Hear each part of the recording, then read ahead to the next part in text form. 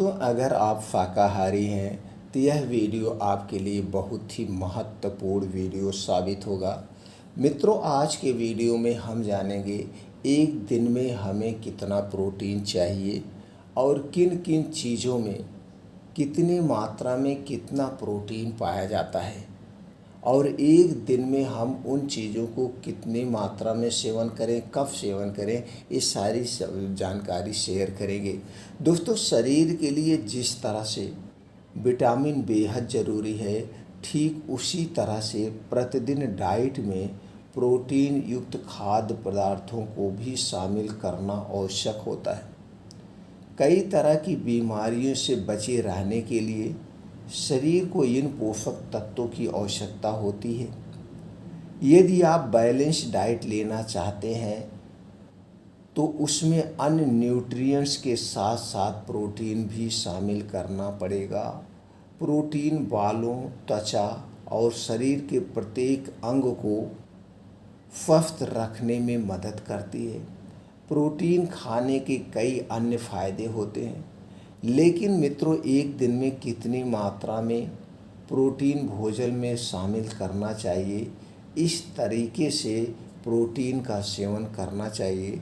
इससे दोस्तों, food source क्या है, कितनी मात्रा में और कब मिलता है, ये सारी जानकारी आज के वीडियो में शेयर करते हैं। तो दोस्तों, चलिए जानते हैं दूध और दूध के उत्पाद में 100 ग्राम में कितना मात्रा में प्रोटीन पाया जाता है।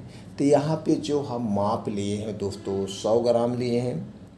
जितने भी चीज़ें हम शामिल करेंगे उन चीज़ों में 100 ग्राम में कितना प्रोटीन पाया जाता है, चलिए जानते हैं। तो सबसे पहले जानते हैं दूध और दूध के उत्पाद के बारे में।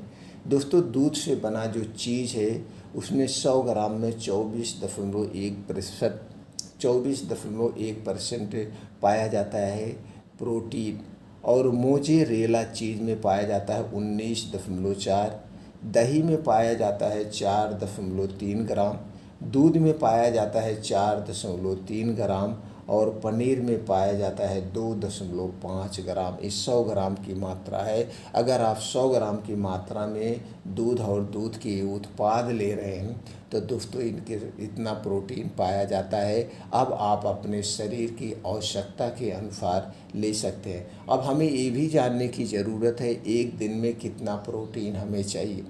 दोस्तों, मेल के लिए 55 ग्राम और फीमेल के लिए 45 ग्राम एक दिन में प्रोटीन लेना चाहिए, और इससे ज़्यादा प्रोटीन भी नहीं लेना चाहिए।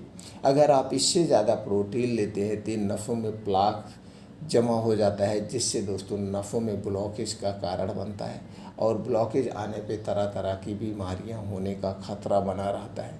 इसलिए इससे ज़्यादा मात्रा में प्रोटीन नहीं लेना चाहिए। दूध के बाद आता है दोस्तों सोया उत्पाद। सोया उत्पाद में 100 ग्राम में कितना पाया जाता है प्रोटीन, वो चलिए जानते हैं।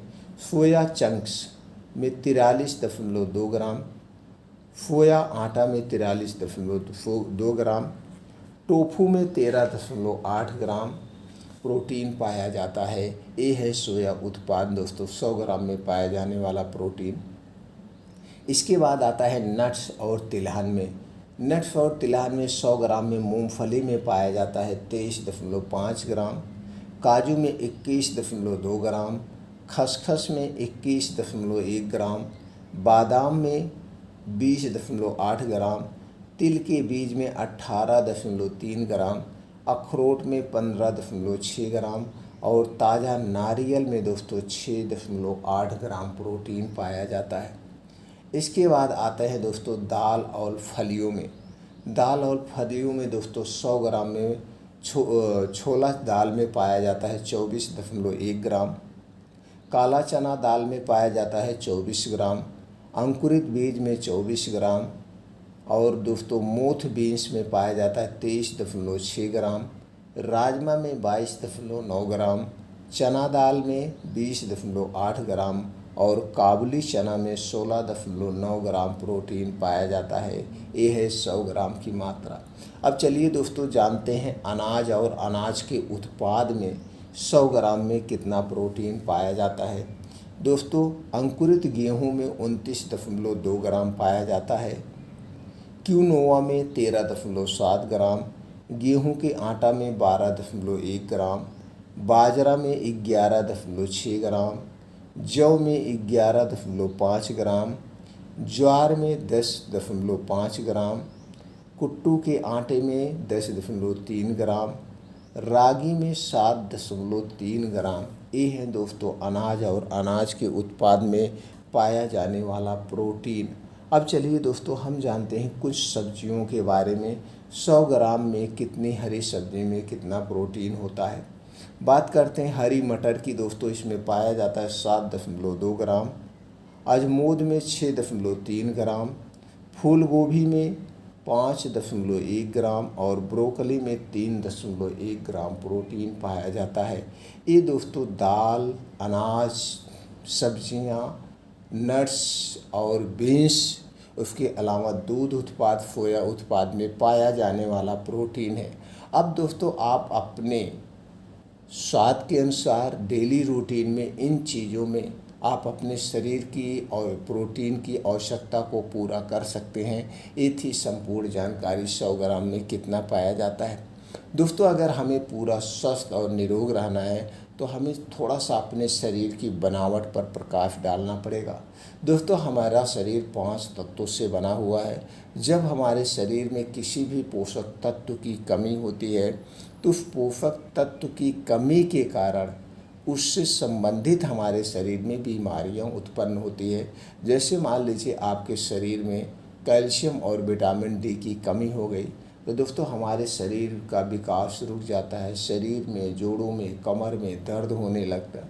फिर हम डॉक्टर के पास जाते हैं तो डॉक्टर क्या करते हैं, तो डॉक्टर कैल्शियम और विटामिन डी का सप्लीमेंट्री देते हैं, चाहे कैप्सूल के तौर पे, टैबलेट के तौर पे, सिरप के तौर पे। तो दोस्तों हम उसका सेवन करते हैं तो क्या होता, उससे संबंधित जो परेशानी है दूर हो जाती। तो यहाँ पे हमें क्या जानने की ज़रूरत है, तो दोस्तों हम ऐसे डाइट का चुनाव करें जिसमें सभी प्रकार के पोषक तत्व पाए जाते हैं। तो ये जो पोषक तत्व की कमी के कारण हमारे शरीर में बीमारियाँ हो रही हैं, इस कमी के कारण हमारा शरीर स्वस्थ हो जाएगा। दूसरी तरफ हमारे शरीर में दोस्तों 3 दोष पाया जाता है, वात दोष, पित्त दोष और कफ दोष। जब हमारे शरीर का ये 3 दोष बढ़ता है तभी हमारे शरीर में बीमारियां होती हैं। तो दोस्तों हमें ऐसा कुछ नहीं खाना चाहिए जिससे हमारे शरीर का ये 3 दोष बढ़ जाए। दोस्तों वात दोष क्या है, पित्त दोष क्या है, वात दोष बढ़ने से, पित्त दोष बढ़ने से, कफ दोष बढ़ने से कौन कौन सी बीमारियां होती हैं और क्या खाने से हमारे तीनों दोष बढ़ते हैं, इससे संबंधित चैनल पर बहुत सारी वीडियो पड़ी है मित्रों। आप देख करके और अपने वात पित्त कफ को बैलेंस रख सकते हैं और बीमारी को दूर भगा सकते हैं। दोस्तों अगर आपको स्वस्थ और निरोग रहना है तो आज की जो लाइफ स्टाइल में आप जी रहे हैं इसे दोस्तों छोड़ना होगा। आपको पुरानी परंपरा अपनाना होगा, यानी पूर्वजों के समय के खाना खाने के नियम, पानी पीने के नियम, सोने और जागने के नियम। और आज के समय में जो आप बाहर की चीज़ें सबसे ज़्यादा खाते हैं, घर की चीज़ें नहीं खाते हैं, तो दोस्तों ये बाहर की चीज़ें खाने से आपको बचना होगा। अपने घर की बनी हुई चीज़ें खाइए दोस्तों, आप हमेशा स्वस्थ और निरोग बने रहेंगे।